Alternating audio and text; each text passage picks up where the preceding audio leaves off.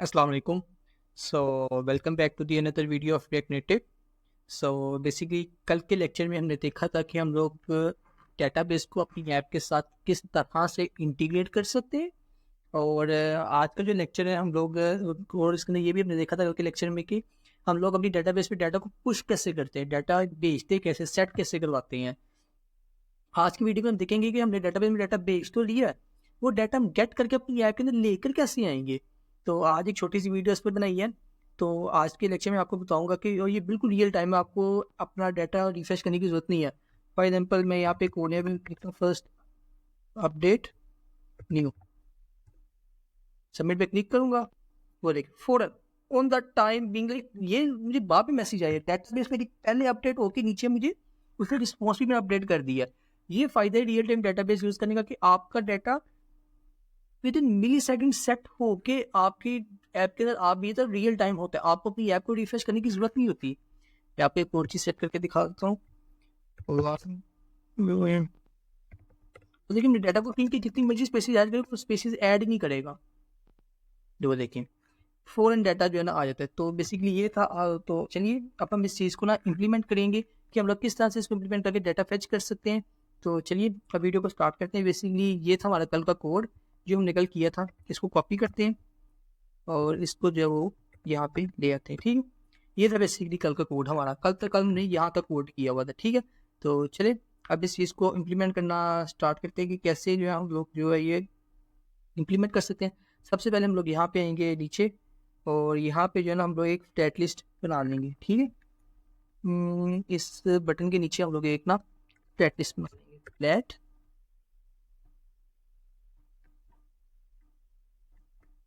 ठीक है, ये हमारी जो ना ये फ्लैट लिस्ट बन गई है। ठीक है, इसके नीचे हमारी एक फ्लैट लिस्ट बन गई है और इसकी एक नीचे आके लिस्ट के नाम से ना एक वो भी बना लेते हैं, ये लिस्ट। ठीक है, और इसको स्टाइल स्टाइल्स डॉट लिस्ट। ठीक है, ये हमारा स्टाइल्स डॉट लिस्ट आ गया। अब इसको थोड़ा सा दे देते हैं मार्जिन टॉप। सॉरी यहाँ पे नहीं देना आप, लिस्ट में यहाँ पे सॉरी मार्जिन टॉप के ऊपर से थोड़ी सी स्पेस जो है ना हमें मिल जाए और इसको बॉर्डर भी देख के इसको स्पेस मिल गई है। जी स्पेस उसको मिल चुकी है। अब इसको हमें रिमूव कर दे, करना चाहते कर दे, नहीं तो ना रिमूव कर देते हैं क्योंकि पता चल गया कि हमें थोड़ी सी जो है ना स्पेस उसके अंदर मिल गई है। ठीक है, और इसके ऊपर बेसिकली हमने रेंडर करवाना है अपनी उस लिस्ट को जो हमने ऊपर से फेच करनी है अपनी डेटाबेस से फेच करके जो है ना हमने लेके आना है।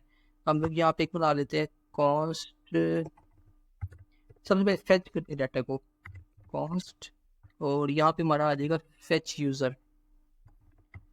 फेच यूज़र इसका एक फंक्शन बना लेंगे ये। ठीक है, ये हमारा फंक्शन बन गया और यहाँ पे आपने यूज़ करना है एसिंक। मैंने आपको बताया ऊपर भी जब हमने डेटाबेस है तभी हमने एसिंक यूज़ करना है। और ये बेसिकली बताते हैं कि आपका डेटाबेस पे डाटा कितनी देर में जा रहा है, उसको वेट करवाता है तब तक। ठीक है ना, ये बेसिकली आपने यहाँ तक कर लिया। ठीक है, अब हमने यहाँ पे आना है और ऊपर ना एक हम लोग अरे भी बना लेते हैं। ठीक है, और ऊपर हम लोग ना एक अरे बना लेते हैं। ठीक है, तो चलिए अब इसकी यहाँ पे नहीं, हमने गलत जगह पे मैंने फंक्शन बना दिया है। यहाँ पे नहीं सब बना क्योंकि लेजेंड ये नीचे ये हो रहा था, ये फंक्शन बना था यहाँ पे आके। ठीक है, फेस यूजर के बाद फंक्शन बन गया और यहाँ पे हम लोग एक बनाएंगे अरे बना लेंगे कॉस्ट यूजर यूजर। और बेसिकली हम जब टाइप्स के पे काम कर रहे होते हैं ना तो आपने ऊपर टाइप्स भी डिफाइन करने होते हैं कि आपने बेसिकली क्या टाइप का डाटा आपके पास आएगा। हम लोग इसे बेसिकली यूजर बना रहे हैं, टाइप यूजर हम लोग एक ये बना लेंगे। इसके अंदर हम लोग अगर आपकी आईडी वैसे नहीं तो आईडी को हम छोड़ देते हैं, फर्स्ट नेम कर लेते हैं। फर्स्ट नेम क्या आएगा मेरा, स्ट्रिंग है। फर्स्ट नेम क्या है मेरा, स्ट्रिंग है। ठीक है, इसके बाद आ जाएगा लास्ट भी मेरा स्ट्रिंग है। ये भी नहीं आप ये आता है। ठीक है, फर्स्ट नेम भी स्ट्रिंग है, लास्ट नेम भी स्ट्रिंग है। क्रिएटेड एट ये बेसिकली ना मैंने वो वेरिएबल बना लिए हैं कि इस चीज़, ये देखिए यार जो वेरिएबल नहीं ये वाले, इसको मैंने बेसिकली ना ये बनाया, उसी नाम से मैंने ना ये नाम रख लिए हैं। ठीक है, ये आ जाएगा इसके आगे, इसके आगे ये आ जाएगा, इसके आगे ये आ जाएगा। ठीक है, ये बेसिकली ना आपने स्ट्रिंग डिफाइन कर ली है। ठीक है, अब इसको जो है ना मैं हैंडल करता हूँ कॉस्ट। अच्छा बेसिकली यहाँ पे ना वो ले गया था। अब यहाँ पे मैं इसको यूज स्टेट यूज़ करूँगा, यूज स्टेट। अब यहाँ पे बेसिकली मैं डिफाइन करूँगा कि मेरी इस अरे की ना डाटा कौन सा आएगा। डाटा आएगा मेरा यूज़र, वो जो ऊपर मैंने बनाई है क्लास यूज़र, उसके बाद ये, और इसके अंदर बेसिकली आ जाएगा, फिर ये आ जाएगा, फिर इसके आगे ये चीज़ आके ये इसके अंदर आ जाता है। ठीक है, ये बेसिकली मेरी जो है ना ये सारी ये वाली जो है ना ये सारी डाटा टाइप्स जो है ना ये पकड़ के प्लीज यूजर अरे के अंदर ले आएगा। String first time, last time, created type, basically यही तीन चीज़ें जो है ना मेरी डाटाबेस से मुझे निकल के यहाँ पे रिसीव होनी है। ठीक है, अब मैं आ जाऊँगा नीचे अपने फेच यूज़र के फंक्शन में। ठीक है, और फेच यूज़र के फंक्शन में ना अब इसको बनाते हैं, यहाँ पे वेरिएबल बना देंगे कॉस्ट यूज़र रेफ, यूज़र रेफ। ठीक है, यूज़र रेफ का मैंने एक वेरिएबल बना लिया। डेटाबेस, डेटाबेस ये जो हमने जब डेटाबेस डॉट रेफरेंस, रेफरेंस मतलब किस टेबल के अंदर पड़ा हुआ है। रेफरेंस मैंने कहाँ पे भेजा था, यूजर के टेबल के अंदर भेज रहा था। यहाँ पे लिखूंगा यूजर, यूजर्स, सॉरी यूजर्स नहीं है, यूजर्स है। ठीक है, यहाँ से मैंने इसको यूजर रेफरेंस के अंदर ये रख दो। ठीक है, तो उसके बाद यहाँ पे मुझे एक बनाना पड़ेगा यूजर्स रेफरेंस, ये जो ये बना यूजर रेफ वाला, यूजर रेफ डॉट, यहाँ पे आ जाएगा ऑन। ठीक है, यूजर रेफ डॉट ऑन, इसके आगे वैल्यू पास करने की, वैल्यू क्या है, किस वैल्यू पे पड़ा हुआ है, वैल्यू। और स्नैपशॉट मतलब सारा डाटा एक ही दफा में उठा लो, स्नैपशॉट, स्नैपशॉट सारा डाटा जो आपने एक ही दफा में उठाना है। ठीक है, ये, और इसके अंदर आ जाएगा कॉन्स्ट,